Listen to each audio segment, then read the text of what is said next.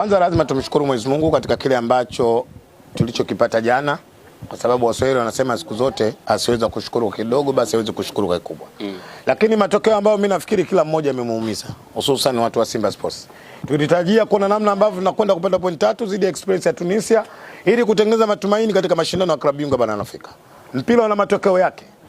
Mpira ni mchezo ambao una matokeo katili sana. Kuna muda unachofikiria wewe kukipata sicho ambacho kinachokwenda kutokea kwenye pichi. Binafsi lazima niseme kutumia ninyi waandishi wa habari, sina mtu wa kumlaumu.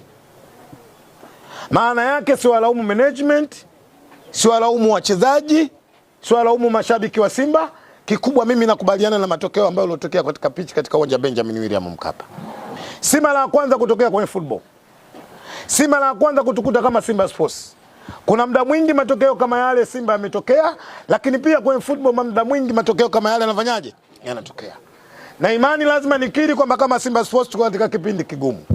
Katika kipindi ambacho tulichokuwa Simba, ndio kipindi ambacho kinahitajika umoja. Wana Simba tuendelee kushikamana zaidi ili kuona namna ambavyo Simba inarejea katika nyakati zake ambazo sisi wana Simba tumezoea kuziona.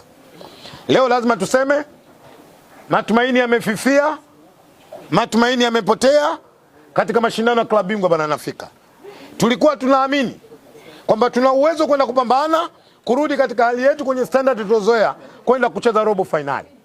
Lakini kwa matokeo ya mechi ya jana imetoa taswira dhahiri shahiri kwamba mwaka huu sisi kama Simba katika mashindano ya klabu bingwa barani Afrika tumefanya vibaya. Tuna miaka 6 tunafanya vizuri katika mashindano ya klabu bingwa barani Afrika. Tumeingia kwenye rekodi kwenye historia moja ya timu 6 zilizofanya vizuri kufika robo finali katika mashindano yanaandaliwa na shirikisho la soka barani Afrika kwa maana ya CAF. Mfululizo miaka 6 ni Simba Sports. Kwa lazima tukubali kuna muda timu itapanda na kuna muda timu itashuka.